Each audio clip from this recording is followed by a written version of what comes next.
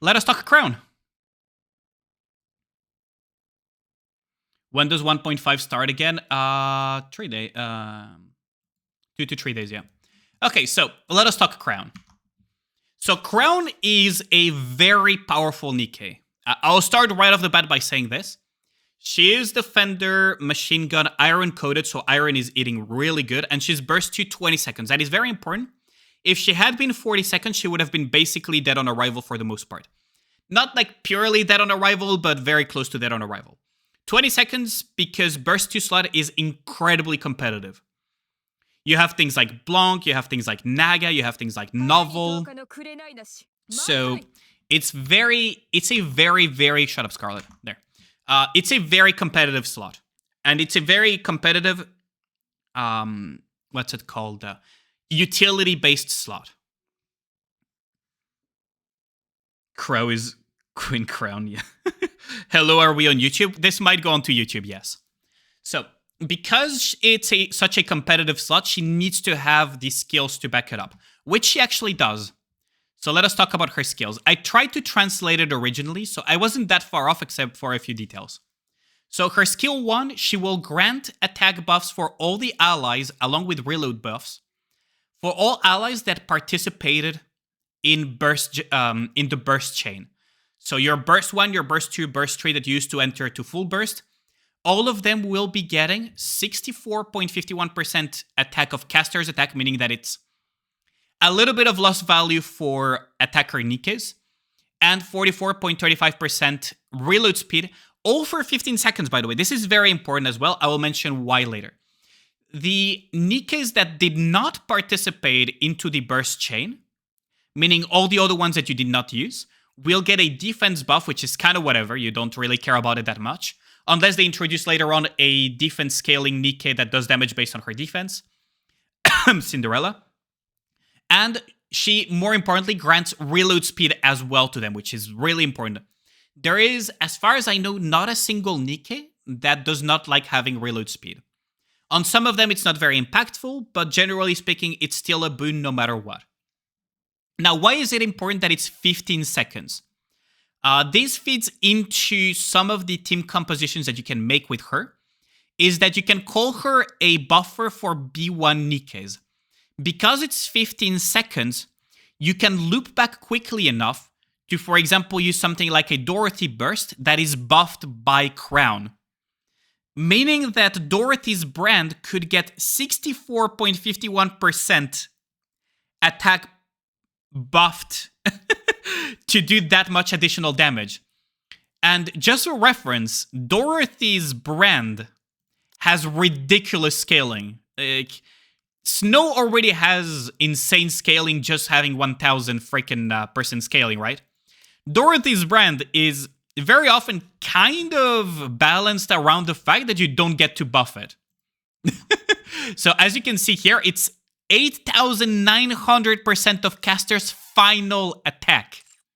So if you're quick enough and you loop back enough, you can buff this with 64% of attack into it. That is one of the things that you can do with Crown. Of course, this is not the only use you will have for Crown, but it is something to keep in mind. It's 15 seconds, meaning that this will loop back. And if you loop back quickly enough, it's essentially almost permanent because it's 15 seconds. So I have here my spreadsheet. Hold on.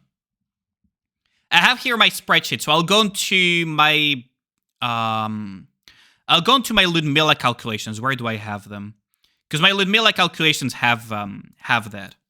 So in my Ludmilla calculations, I used a timeline for Nikke burst, but this one is a little bit slow intentionally, just to give benefit of the doubt on a margin. And you will see that when it comes to bursting, right, past the third burst with cooldown reduction, you're kind of bursting every... Let me just show you so you guys can see what I mean. You're kind of just bursting every 14 seconds, right? Every 14 seconds or less. If you're faster, because you can actually be much faster than that, you'll be bursting every 14 seconds, third burst onwards. And because she is 15-second buffer, if you're quick scoping and you're maintaining it properly, you would have it permanently. Or at least almost permanently, which is insane. 64% attack buff and 44% reload speed near permanently on herself and the B1 Nikke that you'll be using is something that will be quite interesting to look at. And, for the B3 Nikkes as well, it's going to be quite something. Also, because she's granting herself so much reload speed, you're basically halving this freaking reload time here, and you can put a reload cube on top of that. So her reload time is probably closer to 175, actually. Which feeds into her second skill, and this is important. So her second skill, Royal Attire, grants HP potency, which is kind of whatever. I misunderstood the Japanese stream because it let a little bit of room for interpretation, but it's HP potency, meaning that the healing that she receives is stronger. 4% continuously stacking up to 20 times. Once you reach those 20 stacks, though, all the stacks are removed. She taunts everything for 5 seconds. She becomes immune for 5 seconds. This is very important because it means that she will survive her own taunt. And she recovers 5.23 of the final max HP as HP. Now, I don't know if this is per stack, which would be kind of pog, but already HP recovery is nice to have. B3 is affected by her S1 because it procs when entering full burst, in case you missed that part. Yeah, everything is affected.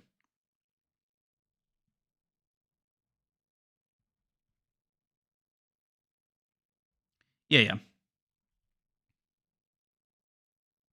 So let's see what you guys are saying. Hold on, let me just finish actually, and I'll look at the comments later. So this is pretty pug because she will survive her own taunt.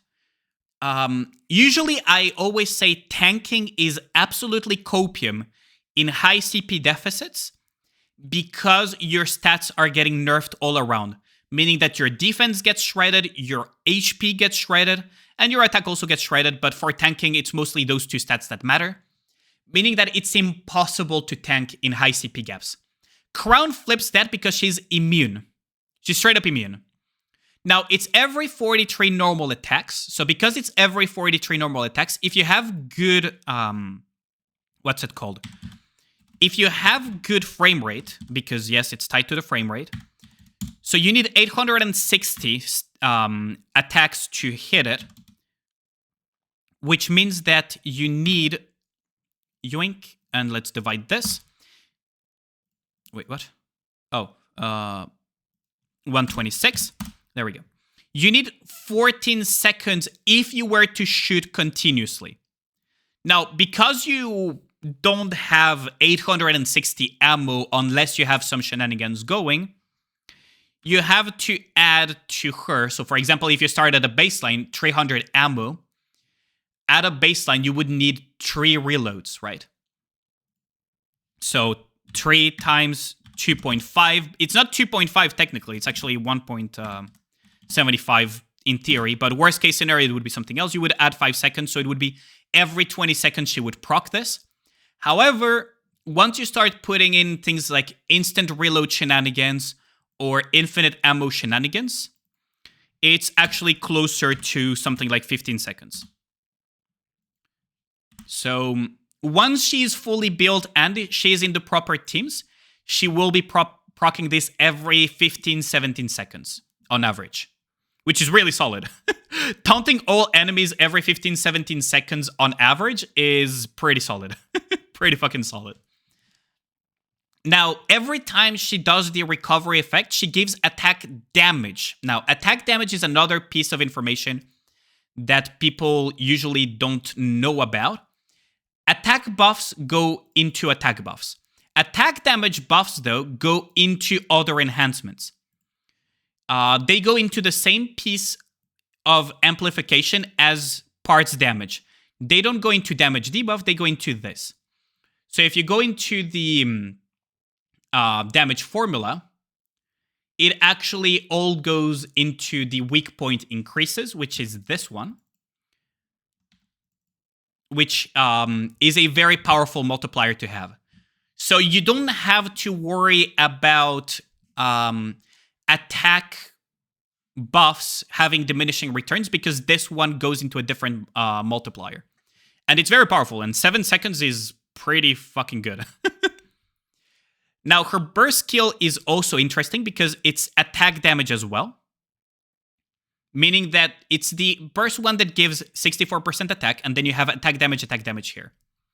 So you have to worry a little bit less about multipliers, and it's 15 seconds as well. Which, it's plausible to keep it near 100% uptime once you have that cooldown reduction rolling. And the other thing that she also grants is a shield for 10.45% of her final max HP for 15 seconds. Now, 10.45 of final max HP is, what's it called? Is like a third of Tia's shield, for example. Tia's shield is 36%, I believe. But it's still pretty solid because shields, if you overkill a shield, they will soak the overkill damage if it's a single instance of hitting. Which is really solid. And it's based on final max HP, meaning that all HP buffing shenanigans work on her to amplify her shield as well. So she is a very, very powerful Nikke. Very, very powerful Nikke.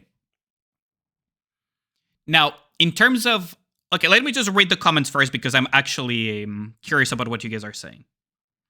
So let's see, you're pulling for crown. Yes, hello YouTube. Yes, hello YouTube. This is probably going to go onto YouTube. You're assuming the previously cast their burst skill applies to all burst cycles, not the current one. I believe it's possible for Red Hood to double dip, but the Japanese commenter that was explaining the kit on the livestream actually did not mention any of that. He only mentioned Red Hood because Red Hood can go 1, 2, 3, so he could get twice the buff of the attack because she could do B1, B3, for example. It doesn't stack though, it would just refresh the buff. B3 is affected by her S1 as well because it procs when entering full burst. Yes. Yep. It auto-removes. Yes, it auto-removes the stackable things. Now, what's going to be interesting as well is how that interacts with things that increase stack count buffs as well. You don't see anything that states it removes the stacks at full stacks. Oh, let me show you.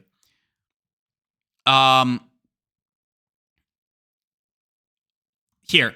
Activates when relax is fully stacked, affects self after the stacks are removed. This is the part that you missed out on.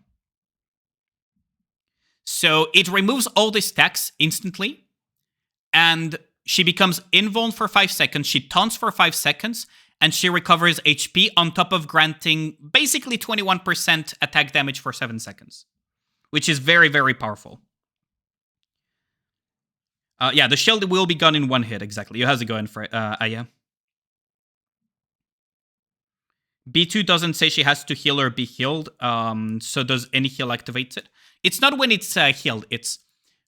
She gains HP potency by stacking the stacks, and once it's fully stacked, she will consume all the stacks in one go invuln for 5 seconds, taunt everything for 5 seconds, and will recover HP by a value of 5.23 of her final max HP as HP.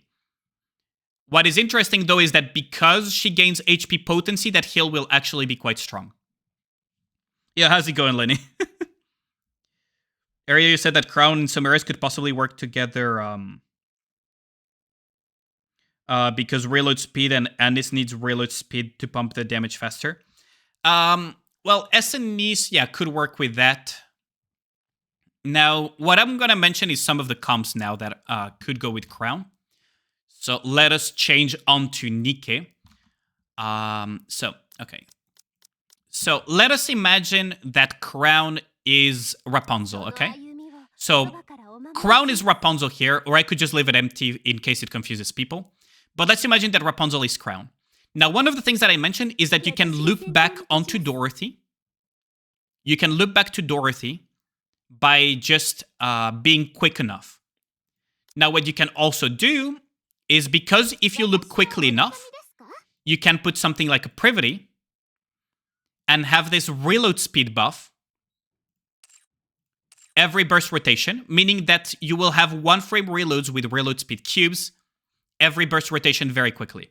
And Dorothy not only will have an absolute fiesta of cooldown reduction and being buffed and doing a lot of damage, but your Nikkes will have no need for reloading. So, for example, Scarlet 1-frame reload.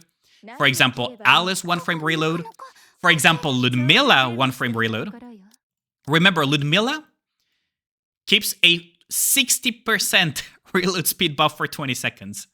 In theory, you don't even need Privity to go with Ludmilla. You could go something like, I don't know, Leader, Crown, Ludmilla, and then some buffers and damage dealers. And she would be always, essentially, almost 100% of the time, 1-frame reloading.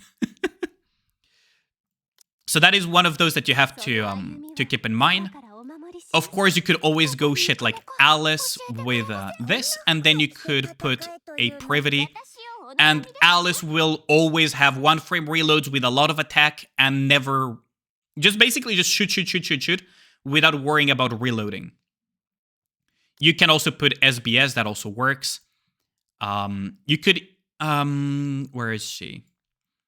You could put SBS. Where's my SBS, actually? Oh, there she is. SBS Alice. Now, if you don't want to go the route with Privity, she will be grinding 40% reload speed. And you don't need to care, like, to feel obligated to go too deep into the reload speed. You could have something like either Leader or the Wife, and then just put things, for example, like Red Hood, who would go B1, B3, and then get the buffs from Crown. For Campaign Push, there is this theory-crafted composition that involves putting... Hold on, I should just skip this. That involves putting Crown with Naga, and then something like Naga off Burst, along with something like a Red Hood, and then adding any flex B3s to do the damage. Or Red Hood herself, so you could put something like an Alice, and then something else for the damage dealing to just one cycle, where you would have Naga provide off-burst core damage, and then you would have Red Hood provide her B1 attack buff, which will then feed, again, attack into this, and then you will have either Alice or something else kill whatever is needed in one burst rotation. And you would have, I don't know, something like a mod for the other one. So, Crown is basically make ammo irrelevant again. So 07 for the people that rolled ammo lines if they're planning on using a lot of Crown. Although it's nice to have those ammo lines, I'm joking. Of course, you can always go the Scarlet 1-frame because you have access to that. Now, what is also really nice is that you could put her in theory, yes, with SNEs. I should probably keep the Crown thingy here instead of messing with it all the time. And then, I mean, you just put... What's it called? You just put a B1. You could put, I don't know, freaking Volume. You could put Dorothy. Although probably Volume would be better here if you're not planning on putting Privity. And then afterwards, you would just put a Scarlet and a B3 buffer. So, for example, you could go Maxwell. And you would still have the 1-frame reloads because Crown would be providing 40%. And then Annis would be providing another 40%-ish, almost 50%. And then the reload speed cube would provide the rest to guarantee 1-frame reloads. Of course, you can always go the Iron team. So, for example, again, imagine this is Crown, and then you just put Red Hood, Maxwell, and you could even put a Snow if you wanted to, or whatever would be needed for the stage. You could even put Mod, but Mod would not benefit from the buffs there. So the options are limitless in that regard. But yeah, one of the ones that immediately came to mind for me was Alice. And then you put a Privity, and then you put whatever you need on this slot to... because just these two will be enough to make Alice not care about ammunition anymore. Pretty much. I mean, you could put Ludmilla, you could put Maxwell, you could put SBS, because SBS will refund her entire ammunition. And even if she reloads, she will still reload in 1-frame. And because Crown provides so much attack, you're still good to go in that front. We've already put dibs on Crown slotted for Snow White team's next solo raid. Nice.